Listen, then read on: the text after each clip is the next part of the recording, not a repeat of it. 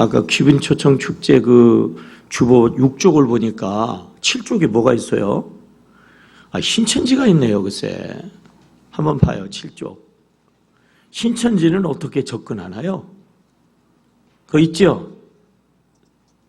또 이렇게 접근하는 거 아닙니다, 여러분, 우리가. 주보 7쪽 보셨어요? 예.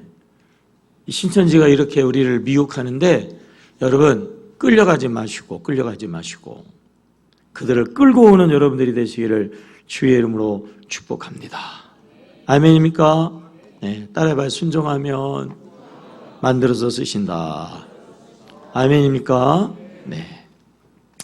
현재 시대를 가리켜서 포스트 모더니즘 시대다 이렇게 이야기하는데요. 모더니즘의 후기 시대라고 이야기하는 거죠. 모더니즘 시대는 중세 이후에 20세기까지를 일반적으로 이야기하는데, 이 시대의 특징은 뭐냐면요, 신으로부터의, 한마디로 이야기하면 자유예요, 자유. 내가 신이다. 이제는 신이 필요 없다. 그래서요, 사람의 이성을 앞세우고 과학이 하나님의 자리를 대신하는 과학 만능 시대. 인생의 모든 결정은 내가 한다는 거죠. 인생의 주인은 나다는 거예요. 하나님이 필요 없이 내 마음대로 내가 내 뜻대로 할 수 있다고 이렇게 주장하는 그러한 시대적인 흐름인데요. 이러한 그 시대 속에서 사람들은요, 순종에 대한 개념이 바꿔졌어요. 순종이라고 하는 것은 내가 신인데, 내가 할 수 있는데 내가 할 수 없어가지고, 내가 강자 앞에서 약해서 어쩔 수 없이 머리 숙이는 것이다. 굴욕적이고 그리고 자기 권리를 빼앗기는 것이다. 이런 식으로 생각을 하게 되었어요. 이게요, 신앙 안에도 들어왔어요. 그래서 하나님 앞에서 우리가 순종해야 되는데, 이 순종이라는 단어가 시대의 흐름 속에서 같이 섞여서 살다가 보니까 영 좋은 느낌이 안 오는 거예요. 내 자존심이 있는데, 내 자아가 있는데, 내 능력이 있는데, 내 주장이 있는데 꼭 순종해야 되나? 꼭 순종해야만 할까? 왠지 내가 작아지는 것 같고 내가 뭔가 손해보는 것과 같은 그런 생각이 교회 안에 신앙이들 속에도 들어왔다라고 하는 거죠. 이런 시대의 이 사조에 인해 가지고요, 절대적인 하나님의 신앙이 도전을 받게 되었어요. 내 중심적인 신앙생활, 여러분, 하나님 중심적이어야 할 줄로 믿습니다. 내가 복으면 안 되거든요. 이 모더니즘 시대의 가장 대표적인 것은 이성과 과학이라고 그랬잖아요. 내 머리로, 내 지식으로 이해되는 것만큼만 내가 믿어요. 과학적으로 검증되어지는 것만 받아들여요. 그래가지고 성경 안에 어떻게 죽은 자가 살아나냐? 다 빼자. 야, 기적이 어딨어? 다 빼자. 어떻게 사람이 무리를 걸어? 그것도 다 빼자. 신화다, 신화. 어떻게 홍해바다가 그렇게 순간 갈라지냐? 그건 옛날 이야기다. 그래가지고요, 그런 것들을 성경에서 다 빼는 그런 일들이 일어나게 되었다 말이죠. 상당수의 사람들은요, 교회를 떠났어요. 신이 없어도 돼. 니체 같은 사람은 신은 죽었다. 기독교 안에서조차요, 사신신학, 죽음의 신학이 생겨났어요. 일부의 젊은 신학자들이 이제는 하나님이 없는 기독교, 하나님은 절대 타자로서 그냥 창조하시고 저쪽에 멀리 떠나 계시고 우리의 삶 속에서는 하나의 영향을 발휘하지 못하는 죽은 하나님, 그래서 심지어는 교회 안에서까지 이 죽음의 신학이 들어오게 되었다고 하는 거죠. 그러면서 크게 두 종류의 사랑으로 확 구분되어지는데, 시대의 조류를 따라가지고 신은 필요 없다. 이제는 내가 최고다. 그래서 무조건 인간 중심적으로 그렇게 살아가는 그런 부류가 있는가 하면, 대다수의 사람들이 심지어는 신앙인들까지 다 글로 끌려갔어요. 교회 안에는요, 소수만 남았어요. 소수. 근데 이 소수에 남은 사람들은 이 시대 풍조 가운데서 싸우는 거예요.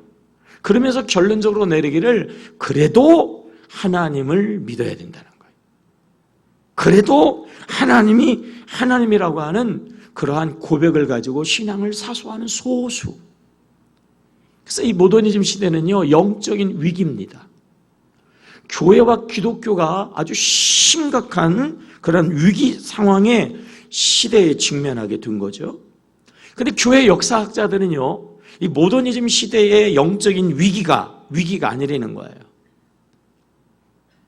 하나님이 죽었다고 이야기하고 신이 필요 없다고 이야기하고 내가 신이라고 이야기하고 성경은 반 이상이 거짓말이고, 네?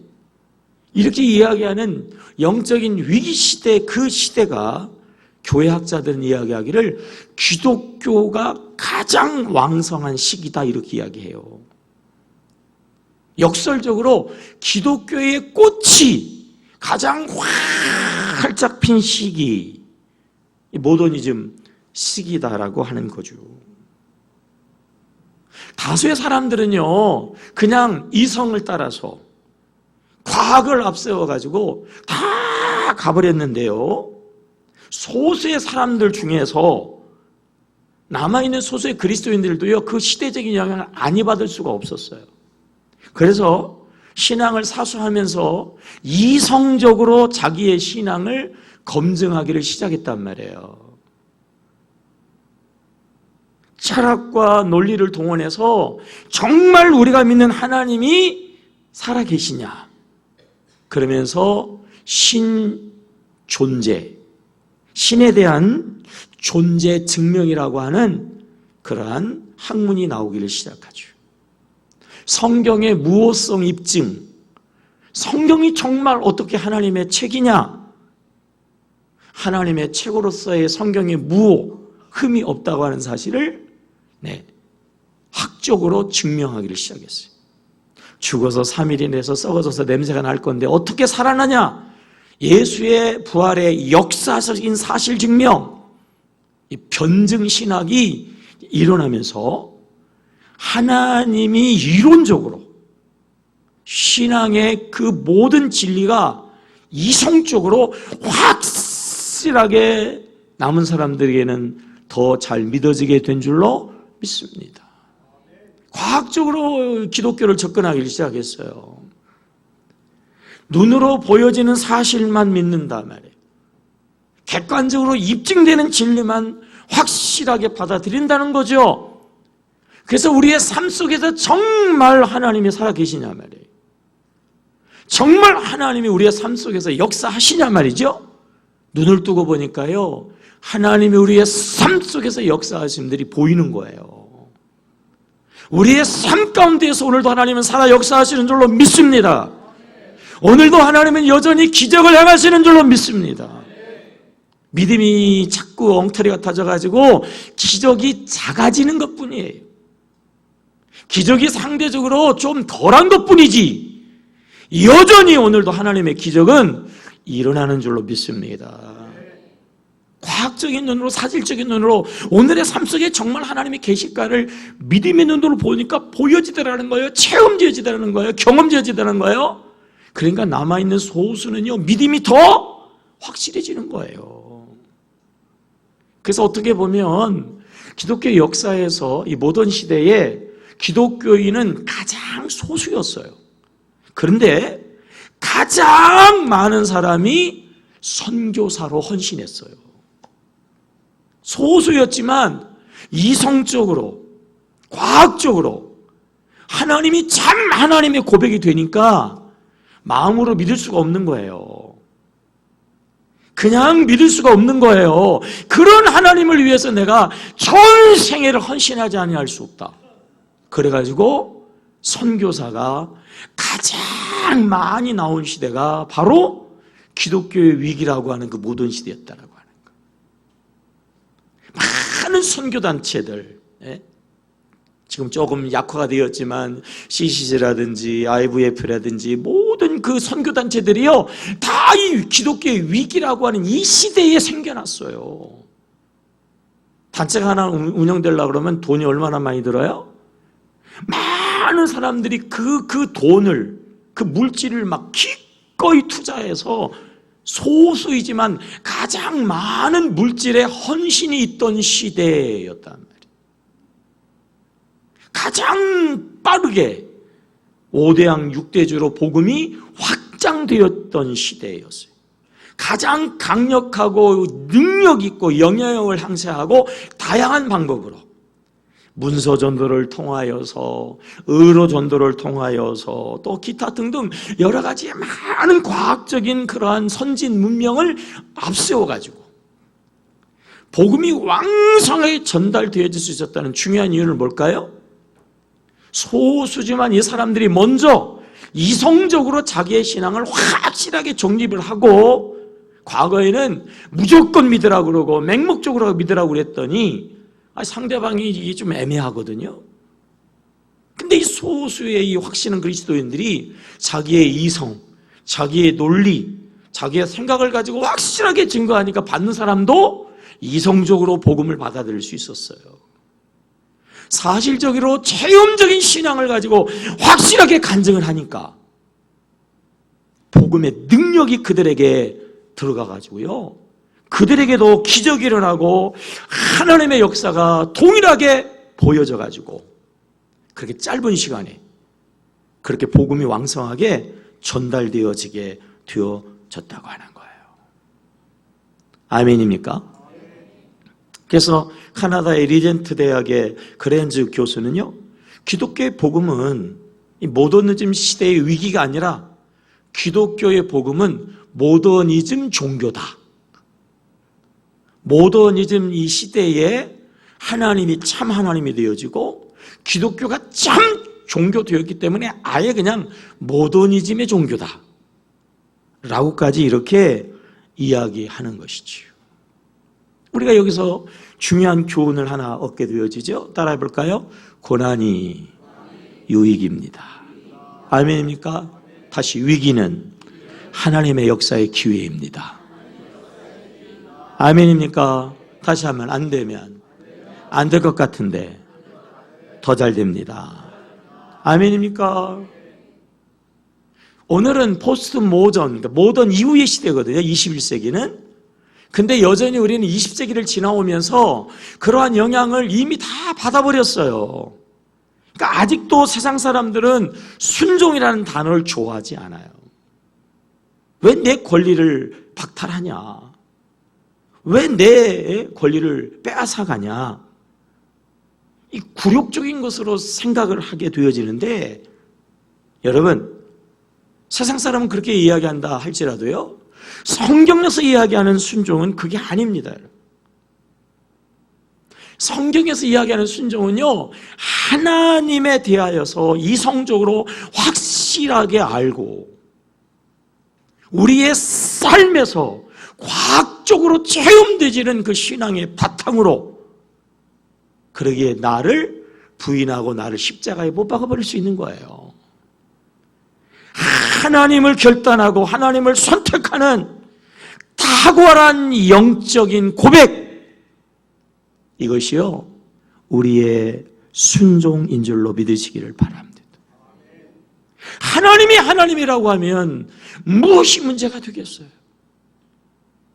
어떠한 문제가 우리 앞길을 막을 수 있고, 어떤 장애물이 우리 앞을 막을 수 있고, 어떠한 상황이 우리에게 문제가 되겠어요? 하나님이 살아계시는데. 따라합시다. 하나님을 하나님 되게 하라. 하나님이 기적을 행하신다. 아멘입니까? 여러분들에게도요, 그냥 생각 없이 나와가지고 앉아있다가 어려움 당하면은 생각도 없으니까 도망가지 마시고, 하나님이 주신 우리의 이성, 하나님이 주신 우리의 사고, 하나님이 주신 우리의 논리, 하나님이 주신 우리의 생각을 가지고 하나님을 하나님으로 고백할 수 있기를 축복합니다. 따라봐요. 하나님은 살아계시다. 하나님은 사랑이시다. 기적은 일어나야 한다. 아멘입니까? 삶에서 아무런 일도 없다. 성경에만 하나님이 나와 있고 설교로만 하나님이 들려지고 나의 삶에서는 아무런 상관이 없다. 뭐가 뭔지 모르겠다. 그거는요 올바른 신앙 아니에요. 오늘도 살아 역사하시는 하나님이란 말이에요. 삶의 자리에서 실제적으로 만나고 체험되어지고 경험되어지고 고백되어지는 과학적인 신앙, 여러분의 믿음이 되어지기를 주의 이름으로 축복합니다. 믿음의 조상 아브라함이 이삭을 100세에 얻은 그 이삭을 하나님께 드릴 때에 여러분 맹목적인 신앙으로 드렸을까요? 자발적인 결단과 순종으로 드렸을까요? 질문을 쉽게 바꾸면 아브라함이 생각 있이 드렸을까요? 생각 없이 드렸을까요? 생각 있이 생각을 하고, 그지? 생각 없이 맹목적으로 광신자라서 그래서 아들까지 드렸다? 틀려요. 생각이 없으면 사람은요 동물이 됩니다. 짐승은 본능에 의해서 움직이는 본능. 미물도 말이에요. 자기 새끼가 위기를 당하면 목숨을 걸어요. 자기가 죽어도 새끼를 지키는 게 본능이에요. 아브라함이 생각이 없었다면 부모로서의 본능이 작동돼 가지고 아들을 드릴 수가 없어요. 차라리 자기가 죽든지 아니면 이삭을 데리고 도망을 가버리든지 하지 드릴 수가 없는 거예요. 그런데 그러한 자식을 그것도 부모가 하나님께 그것도 번제로 드린다? 그럴 수밖에 없는 그럴 이유가 있었어요. 그런 생각이 있었단 말이에요.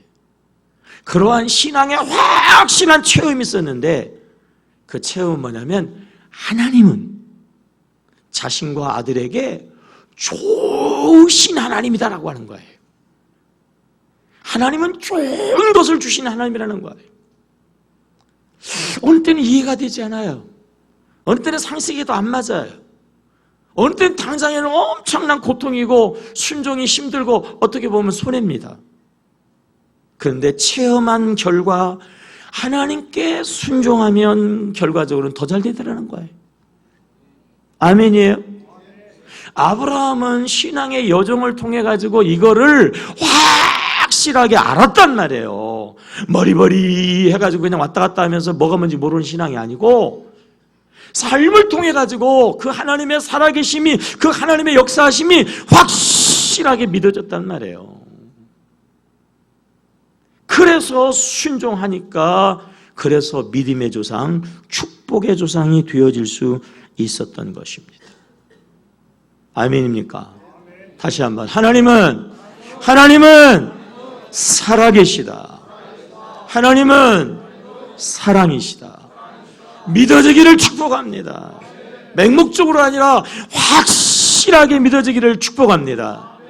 그랬다더라가 아니라 여러분의 삶 속에서 그 하나님의 사랑이, 그 하나님의 능력이, 그 하나님의 역사가 체험되어지기를 주님의 이름으로 축복합니다. 그러면요 순종이 뭡니까? 복종할 수 있어요. 아니 맹종할 수 있어요. 맹종. 그 신앙 안에서 하나님이 죽으라면 죽을 수가 있단 말이에요. 그 신앙으로 순종하니까 아브라함이 복을 받는 것이고 아브라함의 자녀 대대로 복된 가문이 된 거예요. 창세기 26장 4절입니다. 시작. 내 자손을 하늘의 별과 같이 번성하게 하며 내 모든 땅을 내 자손에게 주리니 내 자손으로 말미암아 천하 만민이 뭘 받아요? 복을 받는다. 창세기 26장은요 하나님이 이삭에게 주는 축복이에요. 이삭아 내 자손을 하늘의 별 그리고 땅의 모든 자손을 너에게 주고 내 자손으로 천하 만민에게 복을 주는 너는 복덩어리가 될 거다 말이죠. 이삭이 어떻게 이런 복을 받지요? 5절 시작. 이는 누가? 아버지가 아브라함이 내 말에 뭐하고? 순종하고 내 명령과 내 계명과 내 율례와 내 법들을 뭐예요? 지켰음이라 하시니라. 아들의 복은 아버지의 순종이었어요. 아버지의 순종. 이삭의 복은 아브라함의 순종이었다고요. 여러분 여러분의 참 신앙의 순종을 통해 가지고 여러분뿐만 아니라 여러분의 자녀들까지, 아니 자손 대대로 복된 가문이 되어지기를 주의 이름으로 축복합니다. 그런 의미에서요, 우리의 순종이 우리의 믿음의 크기이고 믿음의 수준이에요. 우리가 이성적으로 논리적으로 아는 만큼 또 하나님께 순종하는 거예요. 우리의 삶 속에서 과학적으로 실제적으로 삶에서 체험된 만큼 하나님께 헌신하는 거예요. 내 믿음이 큰 믿음인가 작은 믿음인가? 내 믿음이 좋은 믿음인가 안 좋은 믿음인가? 순종을 보면 알 수 있어요. 금요일날 국민일보 이 종교면에 이 어령 교수의 강연 내용이 요약이 되어져 있는데 거기에 이런 타이틀이 걸렸어요. 인공지능, 과학이 발전할수록 영성의 힘은 더 커진다. 영성은 비과학적이지 않다. 영성은 비지성적이지 않다라고 이야기했어요. 정말 죄송하지만 머리가 나쁘면 신앙생활도 잘 못한다는 거예요. 정말 죄송해요, 여러분.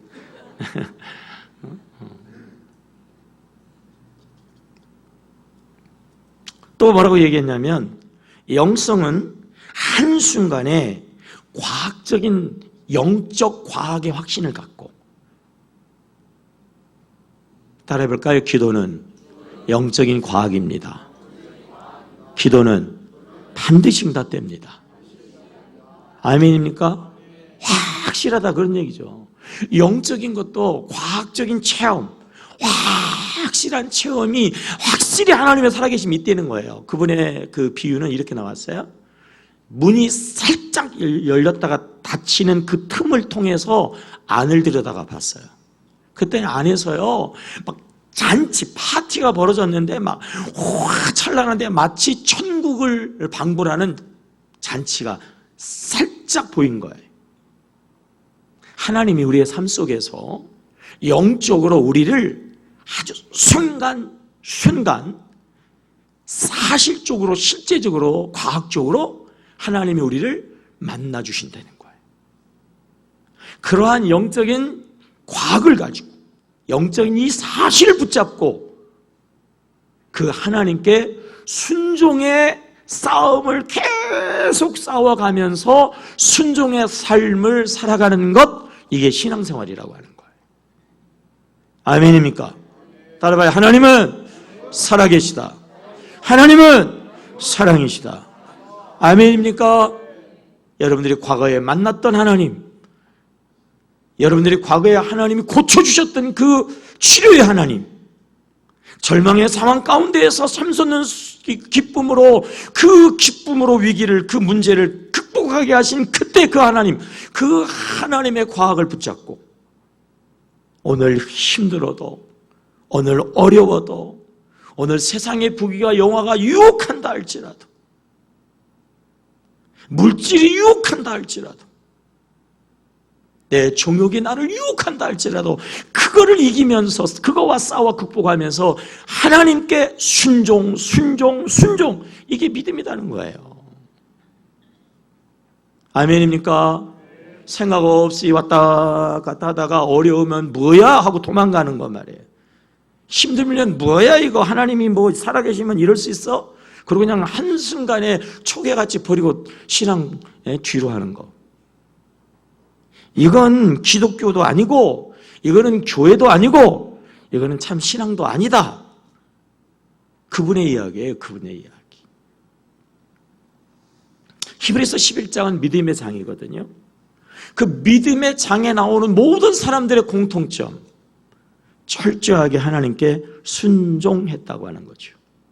자, 히브리서 11장 7절 시작. 믿음으로 노아는 아직 보이지 않는 일에 경고하심을, 보이지 뭐하죠? 않는 일이었어요. 경고함을 받아 경외함으로 방주를 준비하여 그 집을 구원하였으니 그랬잖아요. 보세요 여러분, 보이지 않는 미래의 일 뭐예요? 홍수 심판이에요. 지금요, 하늘이 말해요. 얼마나 환하고 태양빛이 얼마나 좋은지. 근데 비 온대. 말이 돼? 비가 온대. 비가 얼마나 많이 오냐면 지구가 다 잠길 정도 비 온대. 아무리 많이 와도 그래요. 산을 덮겠어요, 그 물이? 역사 이래로 아무리 홍수가 많이 왔어도 산 꼭대기까지 물이 올라찼냐고. 과장법도 지나치고 말씀도 조금 가려서 하셔야지. 아니 배는 글쎄, 배는 그냥 바다에다가 뭐 만들으라고 해도 할똥말똥인데 어디다가? 땅도 아니고 어디다가? 산도 아니고 어디다가? 산 꼭대기에다가. 그것도 말이 됩니까? 그냥 시험하니까 그냥 쪽배 하나 만들으라고 하면 그것도 말똥말똥인데 뭐야? 엄청난 방주를 그것도 산 꼭대기다가 그 재료 올리는 것도 이거 보통 일이 아닌데 말이에요. 말이 되냐고요? 말이 되냐고요? 생각이 없는 사람은요, 그런 소리 들으면 에이씨 하고 그냥 가버린단 말이에요. 생각이 있는 사람들은 이게 뭐야? 이게 누구 소리지? 하나님의 소리잖아. 하나님이 누구지? 하나님이잖아. 하나님은 어떤 분이지? 사랑이잖아. 하나님은 다 나를 위하여서 말씀하시잖아. 하나님은 합력하여 선을 이루잖아. 이해가 안 돼도 상식이 안 맞아도 손해가 돼도 말씀 듣고 순종하니까 체험적으로 잘 됐잖아. 순종해요, 안 해요? 순종하잖아요. 믿음으로 노아는 아직 보이지 않는 일을 순종했잖아. 아멘이에요? 아브라함은 어떻게 75세가 됐는데도 불구하고 죽을 날만 기다리고 몇 자리 파놓고 사나 들어갈 때만 기다리고 있어야 될 이 아브라함이 왜 본토 친정 아비 집을 떠나가요? 그것도 갈 바를 알지도 못하고 갑니까? 8절 시작. 믿음으로 아브라함은 부르심을 받았을 때 순종하여. 아멘입니까? 장래 유업으로 받을 땅에 나아갈새 갈 바를 알았어요? 몰랐어요? 몰랐어요. 앞으로 가는 가나안 땅이 자기의 장래의 하나님의 유업이다, 하나님의 축복이다 몰랐어요. 그런데도 믿음으로 하나님이 하나님이라고 하는 그 믿음 때문에 순종할 수 있었고, 순종하니까 축복의 조상이 되는 거예요. 아멘입니까? 모세는 어떻게 왕의 부귀와 영화, 어떻게 그 왕의 그것도 왕의 부귀와 영화를 버리고 어떻게 순종할 수 있어요? 어떻게 바로 왕 앞에 겁없이 나아갈 수가 있어요? 24절 시작. 믿음으로 모세는 장성하여. 거기까지. 무엇으로? 믿음으로예요. 믿음. 막연한 믿음이면요, 위기가 상황되어지면요, 막연한 하나님을 무더러 믿어요. 다 도망가 버리지. 확실해도 순종할동 말동인데 애매하고 뭐 잘 모르는 하나님, 뭐 그분을 붙잡고서나 내 생명을 걸고 내 목숨을 걸어요. 확실한 하나님이단 말이에요. 죽으라고 그래가지고 죽기까지 순종해도 안 죽이고 살려주시고 죽어도 더 잘되게 하신다라고 하는 확실한 믿음이 있으면 목숨을 걸잖아요. 아멘입니까? 이 믿음이요, 정말 여러분들의 믿음이 되어지기를 주의 이름으로 축복합니다. 오늘 본문에 나오는 사람은 사울왕, 이스라엘의 첫째 왕 사울이죠. 그 사람은 불순종했어요. 불순종. 자기도 망하고 자식도 망하고 가문도 끝나버리고. 사울왕은요, 처음에는 안 그랬어요. 17절 본문. 자, 17절요. 시작. 사무엘이 이르되 왕이 스스로 작게 여길 그때에 이스라엘 지파의 머리가 되지 아니하셨나이까? 여호와께서 왕에게 기름을 부어 이스라엘의 왕으로 삼으시고. 보세요. 스스로 사울은 처음에는 자기가 작가, 하나님이 하나님이다 그래가지고 하나님 앞에서 죽으라고 하면 죽는 신인도 했어요. 하나님께 온전히 순종하니까 하나님이 왕으로 세웠어요. 왕족이 되게 했어요. 전쟁하러 나가기만 하면 하나님이 무조건 승리하게 했어요. 그래가지고 이제 연전연승하지요. 잘 되죠. 이제 모든 것들이 이게 되니까요. 슬슬 착각하기 시작했어요. 내가 잘났겠거니, 내 생각이, 내 지략이, 내 계략이 훌륭하겠거니, 그래도 내가 똑똑하니까 이렇게 됐거니 하는 자기, 내가 신이다. 하나님 없어도 될 것 같다. 뭐 하나님이 도와주면 더 좋겠지만 그러나 뭐 내 능력도 있어야지. 그러면서요 점점 하나님을 거역하고 하나님께 불순종하기를 시작하더니 말이죠. 19절이죠. 19절 시작. 어찌하여 왕이 여호와의 목소리를 청종하지 아니하고 탈취하기에만 급하여 여호와께서 악하게 여기시는 행하였나이까. 청종하지 않았어요. 불순종이에요. 그리고서는 악행을 행했어요. 그래서 쫄딱 망해 버렸다고 하는 거예요. 여러분, 흥해야 될 줄로 믿습니다. 아멘입니까? 우리도 잘 돼야 되지만요, 우리 부모 때의 신앙 때문에 우리의 자녀들은요 아브라함 때문에 이삭이 복을 받는 것처럼 우리도 말할 것도 없고요, 우리 자녀 때는 더 잘 돼야 할 줄로 믿습니다. 이 사울왕은 왜 불순종의 그러한 실패자가 되었어요? 첫째는요, 교만 때문이에요. 교만은 자기 중심적인 자기 논리를 앞세우는 거예요. 자기 논리를 앞세우니까 하나님의 뜻하고는 대결이 되겠죠. 결과적으로 불순종하게 되어지는 거죠. 20절 시작. 사울이, 여러분 봐요, 사울이 할 말을 합니다. 시작. 사울이 사무엘에게 이르되 나는 실로 여호와의 목소리를 청종하여 여호와께서 보내신 길로 가서 아말렉과 아간을 끌어왔고 아말렉 사람들을 진멸하였으나 다만 백성이 그 마땅히 멸할 것 중에서 가장 좋은 곳으로 길갈에서 당신의 하나님 여호와께 제사하려고 양과 소를 끌어왔나이다 하는지라. 불순종은요 작은 거로부터 시작해. 불신앙은요 작은 내 의로부터 시작된 걸 아셔야 돼. 지금 사울이 이렇게 얘기하는 거예요. 하나님의 명령은 전쟁에 나가는 거라. 전쟁은 목숨을 거는 거다. 내가 목숨을 걸고 전쟁에 나갔다는 거예요. 하나님이 나가라고 하니까 목숨 걸고 싸웠고 목숨 걸어서 내가 전쟁에 순종을 했는데, 이만큼 했는데 다만 양 몇 마리, 소 몇 마리 다 진멸하라고 그랬는데 그거 진멸 안 했다고, 그거 가지고 뭐라고 해? 그거 가지고서는 지금 나를 책망하냐? 지금 사울이 그 얘기하고 있는 거예요. 그 얘기. 내가 양이나 소 먹었다고 가지고 왔냐? 하나님께, 당신의 하나님께 제사 드리려고 하나님을 위해서 내가 한 거지. 오늘 종종 그런 사람들 많아요. 하나님을 위해서 그런단 말이에요. 이런 거 가지고 이런 것도 죄예요, 여러분. 이런 것도 죄. 마귀는 절대로 큰 죄로 우리를 시험하지 않아요. 마귀는요 죄 같지도 않아요.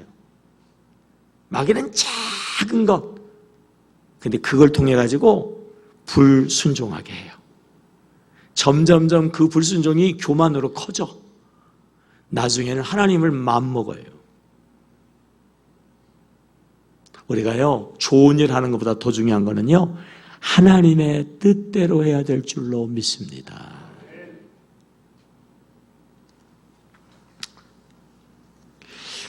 이 두 번째는 잠깐 그 앞에서 이 인간적인 교만의 대표적인 거는 사춘기예요. 사춘기. 애들이 사춘기를 겪으면 어떻게 돼요? 아주 반항이 커요. 아주 애들이 교만해가지고 막 대들어. 아주 그냥 부모의 속을 썩인다고 말이죠. 사춘기가 뭐예요? 사람이 태어나서 부모 밑에서 부모의 가르침과 부모의 때로는 명령을 따라 죽었다고서나 살다가 스스로 자아를 인식하는 시기야. 자기 의견을 갖는 시기, 자기 스스로 생각하는 시기, 이게 사춘기예요. 엄마, 나도 인간이에요. 막 이러는 거야 이제. 엄마만 잘났어요. 나도 잘났어요. 나도 잘하고 있어요.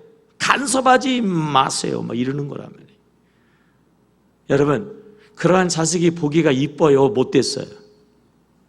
네? 이뻐요? 막 죽이고 싶진 않죠, 그죠? 근데 사춘기를 지나면 어떻죠? 내가 왜 그때 그렇게 그랬나 몰라요. 엄마 죄송해요, 죄송해요 그러잖아요. 어머니 말씀이 다 맞아요. 철이 들면 다 그래. 잘 공경한단 말이에요. 철이 들면 왜 내가 순종해야 돼? 왜 내가 복이 돼야 돼? 내 권리는 교회 가면 왜 없어지는 거야? 나는 뭐야? 영적인 사춘기야. 영적인 사춘기. 영적인 이 수준이 아직 안 올라가서 그래. 철이 안 들어가지고.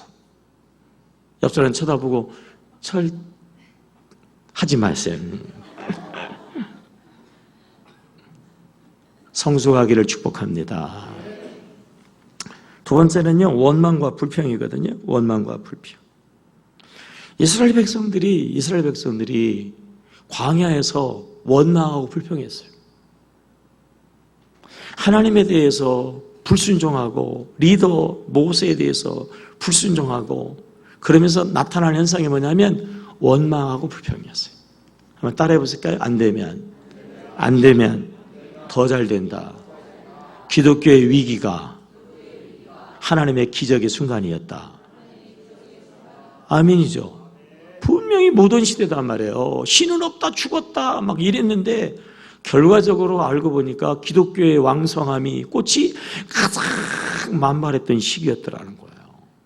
지금 고난과 지금이 어려운 것 같아도 지나가 보고 나중에 보면요, 지금이 축복이에요. 지금이 축복. 아멘이에요. 그래서 고난 때에 원망하면 안 돼요. 불평해가지고 유익한 것 하나도 없어요. 모든 것은 하나님 안에 있어요. 아멘입니까? 우리가 삶에 있어서 가장 어려운 것 중에 하나가 뭐냐면 인간관계입니다. 이 교회 안에서 이 관계의 어려움은 이거 정말 힘들어요. 아니 어떻게 목사님이 그럴 수 있냐는 거예요. 저는 빼고. 아니 어떻게 집사님이 그렇게 말할 수 있냐는 거예요. 아니 우리에게 본이 되어도 시원치 않은데 우리 리더가 어떻게 그럴 수가 있지? 그래가지고요 막 신앙 안에서 그냥 상처를 엄청 받아요. 심지어는 신앙이 왔다 갔다 해. 뭐 이런 종교를 내가 믿어야 되나? 여러분 기억하세요. 그 고난이요 유익이에요. 유익. 하나님은요 그 고난을 통해서 그 관계를 통해서요 순종 훈련을 하시는 줄로 믿습니다. 로마서 13장 1절 로마서 13장 시작. 각 사람은 위에 있는 권세들에게 그 다음 권세는 하나님께로부터 나지 않음이 없나니 모든 권세는 다 하나님이 정하신 바라. 2절 그러므로 권세를 거스리는 자는 하나님의 명을 불순종함이니 거스리는 자들은 뭐래요? 하나님의 심판을 자취하리라. 여러분 모든 권세 앞에 순종할 수 있기를 축복합니다. 하나님뿐만 아니라 모든 리더들의 모든 권세들 앞에. 왜냐하면 모든 권세, 세상의 상급자들도 하나님의 위임받은 권세자들이고 하나님의 일꾼이고 하나님의 사역자예요. 4절 시작. 그는 하나님의 뭐예요? 사역자가 되어 내게 선을 베푸는 자니라. 그러나 내가 악을 행하든 두려워하라. 그가 공연히 칼을 가지고 있지 아니하니. 보세요. 상급자가 공연히 상급자가 아니에요. 하급자를요 쫓아낼 수 있는 뭐가 있어?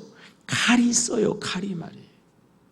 상급자가 마음에 안 들이면 어떻게든지 하급자를 죽여버린단 말이에요. 그런 권세가 상급자에게 있는 거예요. 하나님이 주신 권세예요. 그래서 상급자에게 잘 순종해. 하나님의 사역자가 되어 악을 행하는 자에게 진노하심을 따라 보응한다. 세상의 상급자니까 하나님하고 상관없다? 아니다 말이에요. 나는 하나님께는 순종하는데 나는 교회에 순종할 수 없어. 나는 리더에게 순종할 수 없어. 어떤 사람은 그런 사람이 있어요. 그런 사람. 틀렸어요. 어쩌다가 조직이 바뀌어가지고 상급자가 왔는데 세상에서 가장 악랄한 상급자가 왔어요. 하나님의 축복이에요. 하나님이 그 사람을 작심하고 순종 훈련을 시켜가지고 아브라함처럼 쓰시려고 최악의 코치를 선별해서 보내신 거야. 아멘 안 하는 거 봐. 그래서 막 악랄한 사람을 만나면 와 하나님이 또 어떤 기적을 행하시려고 나에게 이런 특별한 선물을 주셨나? 베드로전서 2장 18절 시작. 사환들아 범사에 두려움으로 주인들에게 순종하되 선하고 관용하는 자들에게만 아니라 또한 뭐예요? 악랄한 자들에게도 순종하다 그런 얘기예요. 에베소서 6장 5절 시작. 종들아 두려워하며 떨며 성실한 마음으로 육체의 상전에게 순종하기를 그리스도에게 하듯하라. 아멘입니까? 어렵고 힘들어도 관계가 좀 그래도 원망 불편 대신에 순종훈련 잘 받으셔서 하나님의 역사의 주역이 되기를 축복합니다. 사울의 세 번째 불순종은 변명하는 거예요. 변명하는 거. 왜 다 진멸하지 않았냐 그랬거든요. 20절 다시 한번 읽어봐요. 20절 시작. 사울이 사무엘에게 이르되 나는 실로 여호와의 목소리를 청종하여 여호와께서 보내실 길로 가서 아멜과 아각을 왔고 아멜 사람들을 뭐 했어요? 진멸하였다 하면 끝나는 거예요. 근데 뭐라고 그랬어요? 진멸하였으나 다만 요 뒤에다가 이게 붙인 게 요게 문제예요. 요게 문제 말이에요. 왜 교회 안 나오세요? 말이 많아요. 왜 말이 많아요? 왜 순종 안 하세요? 뭐 이유가 많아요. 왜 전도 안 하시죠? 가장 변명이 많아요. 그게 사울을 멸망하게 했어요. 아담아, 왜 선악과 따먹었냐? 왜 하나님이 나에게 여자를 줘가지고 아담이 그랬잖아요. 저 여자가 왜 하나님이 그냥 에덴 동산에 선악과를 만들어가지고 자꾸 변명하고 자꾸 핑계했잖아요. 넷째는요 우상숭배의 죄 때문에 그랬어요. 자 22절 읽어요. 시작. 사무엘이 이르되 여호와께서 번제와 다른 제사를 그들의 목소리 청종하는 것을 좋아하신 것 같이 좋아하시겠나이까? 순종은 제사보다 낫고 듣는 것은 수상의 이름. 여러분이요 제사 드리고 예배 드리는 것보다 하나님이 가장 좋아하시는 것은요 순종하는 것인 줄로 믿습니다. 순종하지 않으면 23절 시작. 이는 거역하는 것은 점치는 죄와 같고 완고한 것은 사신 우상에게 절하는 죄와 같음이라. 보세요. 하나님께 순종하지 않는 것은요 우상 숭배야. 하나님께 순종하지 않는 것은 나에게 순종하는 거야. 내 승질대로 하니까 내가 하나님이야. 하나님을 찾아가야 되는데 자식을 찾아가게 되어지면 자신이 우상이에요. 하나님을 찾아가야 되는데 점쟁이를 찾아가게 되면 점쟁이가 하나님보다 높아지는 거예요. 그래서 불순종은 우상숭배. 하나님이 가장 싫어하는 거예요. 싫어하는 거. 여러분 어쨌든지 간 하나님께요 순종할 수 있는 여러분 되시기를 축복합니다. 옛날에 광수생각이라고 하는 그런 그림 재밌는 거 있잖아요. 한 남자가 자기 애인한테 이야기합니다. 야 나는 스펙이 대단하잖아. 나는 말이야 아버지가 돈이 많잖아. 나는 학교도 인류대학을 나왔잖아. 나는 원래 잘생기지만 더 잘생기려고 수술까지 했잖아. 야 근데 너는 왜 나를 사랑하지 않냐? 여자가 이야기하는 거예요. 당신은 말이에요 대단해. 스펙도 부모도 학벌도 모든 것도 간단한데 나는 네가 싫다 그랬더라. 이쪽은 날 모르나 봐 아직. 다 좋은데 뭐가 싫어? 네가 싫어, 네가. 여러분요, 하나님은요 환경을 보고 스펙을 보는 게 아니라 우리 자신을 보시는 줄로 믿습니다. 우리가 하나님께 순종하느냐 안 하느냐 이걸 보는 거지, 헌금을 많이 했냐 이걸 보는 거 아니단 말이에요. 어떤 사람이요 골프에 맛이 들어가지고 진짜 골프가 너무 좋은 거예요. 그래가지고 막 그냥 골프 치셔서 싶어 미치겠는데 어떻게 사장님이 알았는지 필리핀으로 발령을 냈어요. 그래서 그냥 필리핀에 가가지고 회사 돈으로 그냥 무한대로 골프를 치는데 이상한 거는 골프 맛이 한국만 못해. 한국에서 골프 치는 것처럼 재미가 없어요. 왜 그럴까? 그런 거예요. 그런 거예요. 안 가졌을 때는 막 가지고 싶어가지고 미치겠거든요. 막상 가져보면 별거 아니야, 별거 아니야. 세상적인 것들은요, 막 굉장한 것 같은데 사실 아무것도 아니에요. 여러분, 진짜로 중요한 건 하나님이신 줄로 믿습니다. 참으로 우리에게 귀한 거는요, 하나님이세요, 하나님. 아멘입니까? 여러분이요, 참 하나님, 진정 하나님의 믿음과 체험을 통해서 순종할 수 있기를 주의 이름으로 축복합니다. 그 모습을 보고 여러분의 자녀도 똑같이 해가지고 자손만대로 믿음의 가문이 되기를 축복합니다. 솔로몬이 어떻게 복을 받았어요? 열왕기상 11장 38절. 열왕기상 11장 38절. 시작. 내가 만일 내가 명령한 모든 일에 순종하고 내 길로 행하며 내 눈에 합당한 일을 하며 내 종 다윗의 행함과 같이 내 율례와 명령을 지키면 내가 너와 함께 있어 내가 다윗을 위하여 세운 것 같이 너를 위하여 건고한 집을 세우고 이스라엘을. 다윗이 뭐 대단하고 엄청난 게 아니라 다윗의 위대함은 순종이었어요. 이 얘기는요 다윗에게 한 얘기가 아니라 다윗의 아들 솔로몬에게 하는 이야기. 솔로몬, 너도 아버지처럼 엄청난 복을 받을 것이다. 네 아버지의 순종을 통해서라고 하는 거예요. 아브라함아, 네가 순종하였으니까 내가 네 아들을 100배의 결실되는 축복을 준다. 이사가 창세기 26장 네가 잘 되는 건 네가 잘난 게 아니야. 네 아버지가 아브라함이 순종했기 때문에 그 복을 네가 받는 거다. 아멘입니까? 오늘 주보 안에 그래서 넣어드린 게 하나가 있어요. 넣어드린 거. 뭐예요?